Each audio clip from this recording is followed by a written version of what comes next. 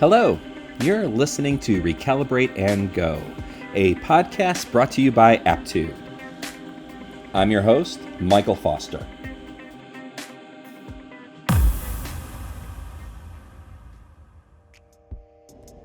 Hello, everybody, and welcome to part 2 of our discussion with Heather Noggle. We're talking about the transition many companies have had to make working from home. And if you're asking yourself, well, why are we all working from home? I'd say, well, you should get out of the house more often, but you can't because none of us can leave the house. We're fighting the coronavirus. Regardless, here's part 2 of our conversation with Heather Noggle. And by the way, I know the sound quality may not be optimal. That's because, well, like most of us, we're all doing this from our home office. So we're doing the best we can. But the sound quality is pretty darn good, all things considering, and the information is fantastic. So let's do this.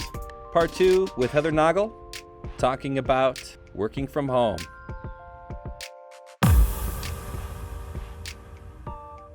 You know, we were lucky, I think, in a sense that we grew up in an analog world, and then we're adults in the digital world. Yeah.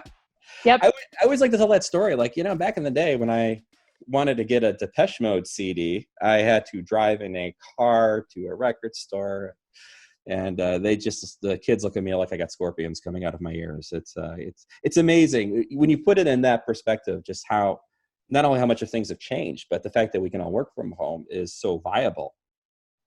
Yes. I think I was watching a Conan O'Brien interview Adam Sandler and saying that we couldn't have done this even 10 years ago to do our shows from home like this.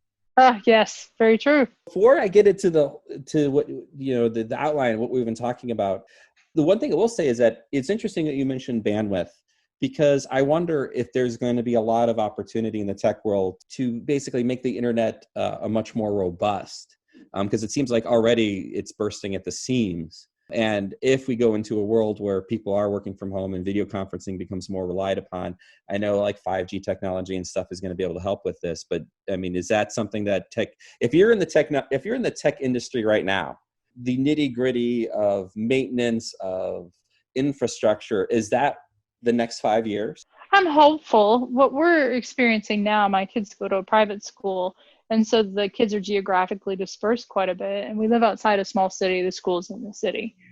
But there are kids who live, I would call it, in the boonies. They're out in 30 minutes, and they're having trouble with getting, say, Zoom to operate with the video. And so with the video being the largest component of that, they can still tune in from an audio perspective, make sure to let the school know that.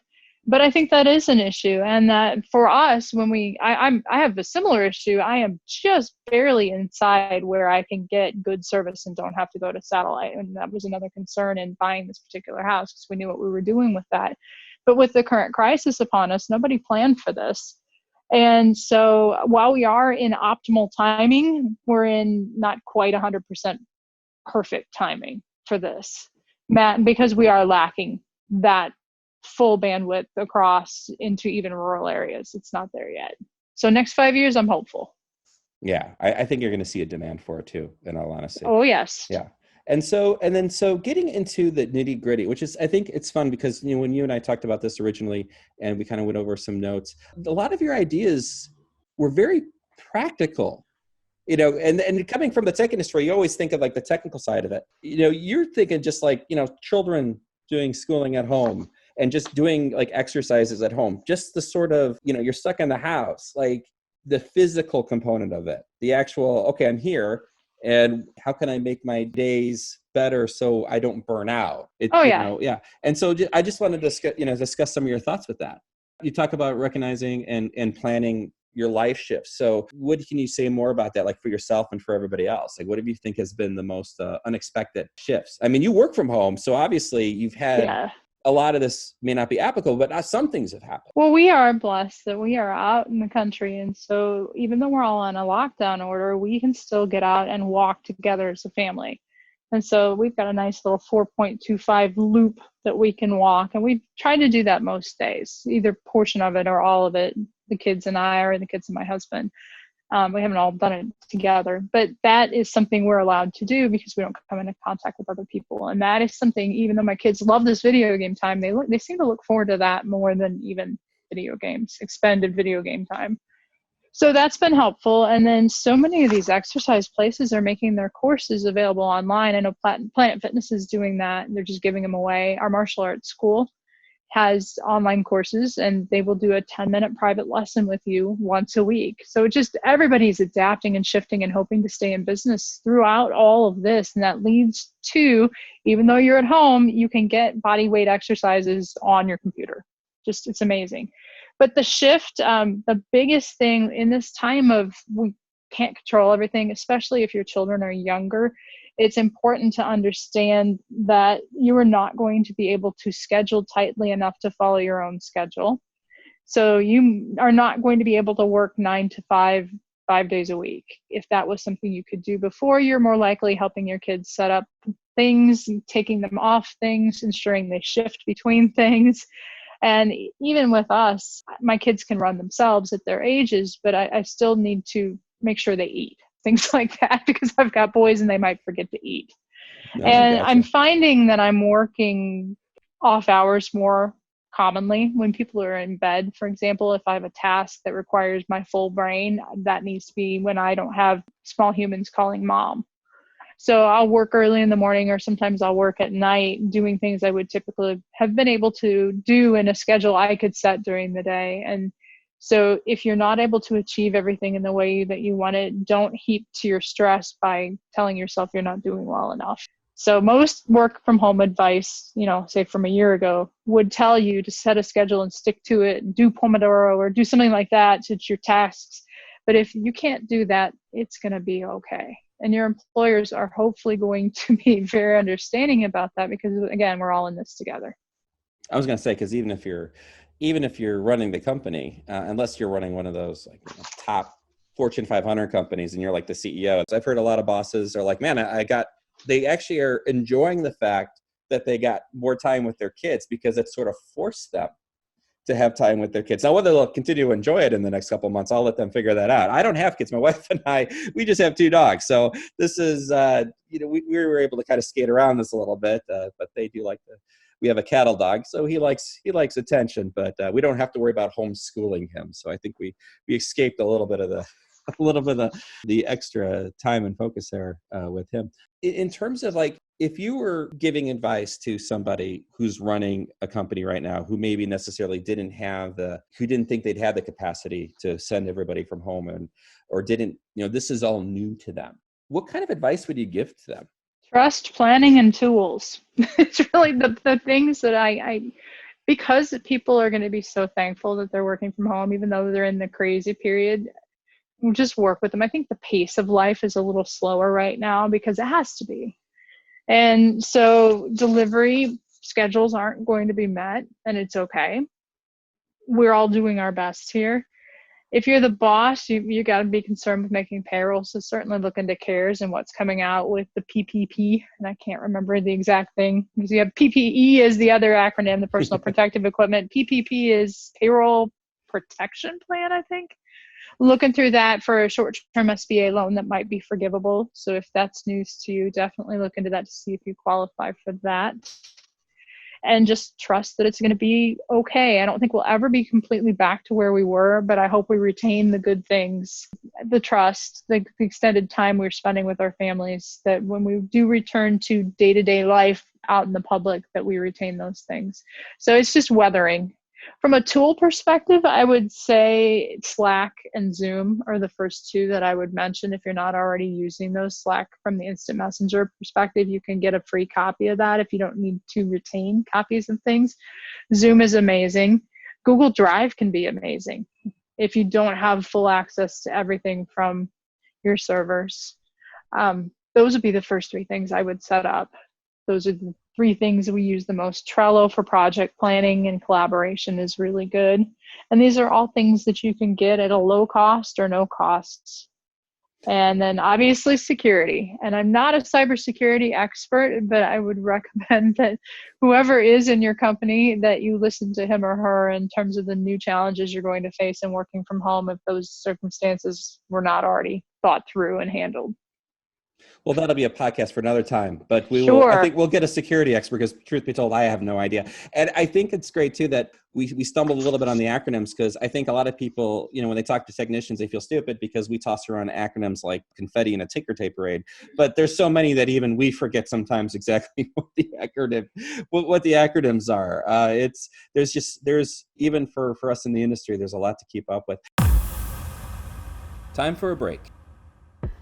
So why would you want to choose nearshore services? Quick and seamless accessibility is important to all of your ongoing projects. An organization that delivers quality work while hitting timelines is top priority.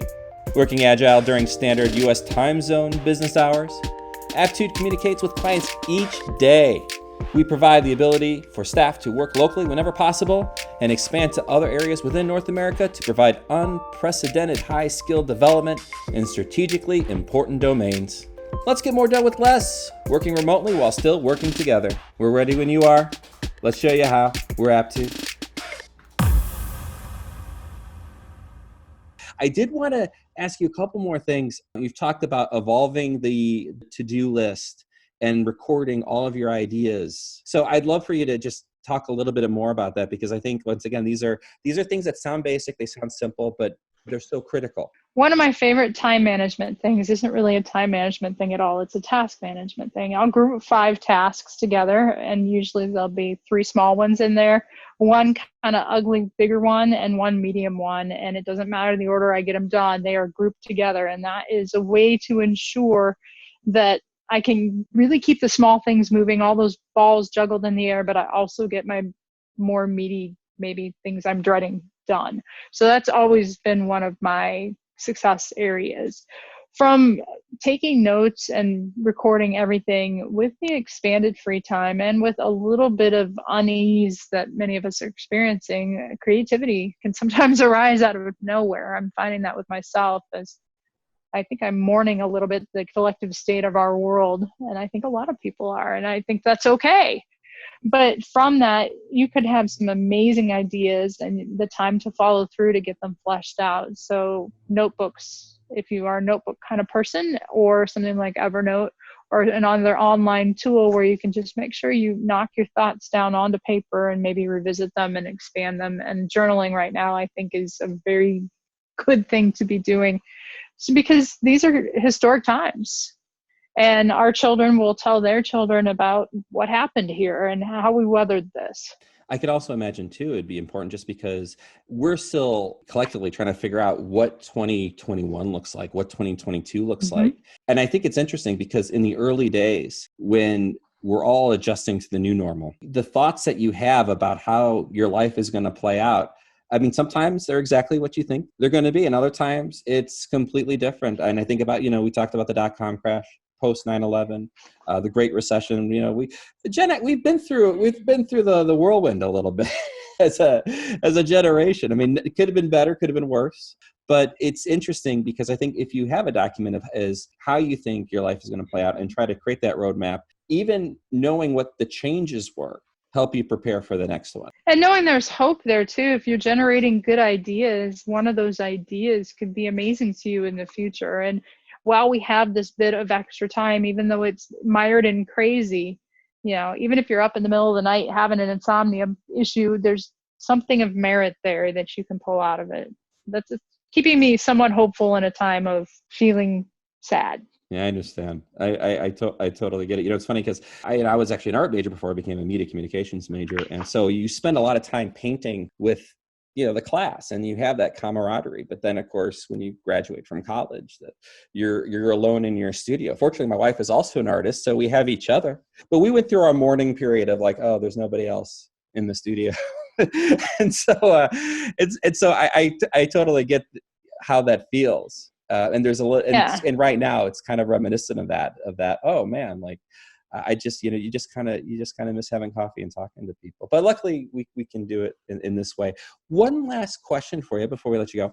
In terms of like, what do you think is going to be the biggest change this time next year? If you were to say April 2nd, 2021, from working from home, from this perspective, teleworking, whatever we call it, what do you think is going to be the biggest shift? I think that there will be more people who are doing the teleworking at least part-time. I think we will return to normal. I'm going to place my hope in that, and that by virtue of flexibility granted by employers because they saw good things and because they're more trusting, you will have more people who are able to work from home. Well, thank you so much for your time, Heather. Yeah, Thanks thank for you. having me. And then we'll be returning coming up soon. We're going to have another talk with Heather, shifting legacy tech to modern tech. That's going to be actually, I think it's going to be a very important topic. We almost touched on it on this podcast, but we're going to save it for another time. Thank you so much for listening. Hey, everybody, my apt pupils, my attitudes. I don't know. We're going to call you something. We're going to get around to that. Thank you so much for listening to Recalibrate and Go. That was part 2 of a talk with Heather Noggle. She's a very, very intelligent woman, and she offered a lot of practical advice on how to get this working from home thing going. And we were really happy to have her. We're going to be talking to her again. As I mentioned, we have a new podcast with her talking about your old legacy tech systems. You're probably working with something that was built in the 1950s, maybe 1980s, and it's time for an upgrade. Of course, with everything going on, you're probably asking yourself, well, how the hell am I going to do that? That's what we're going to answer in our next podcast with Heather Noggle. Be sure to subscribe to Recalibrate and Go.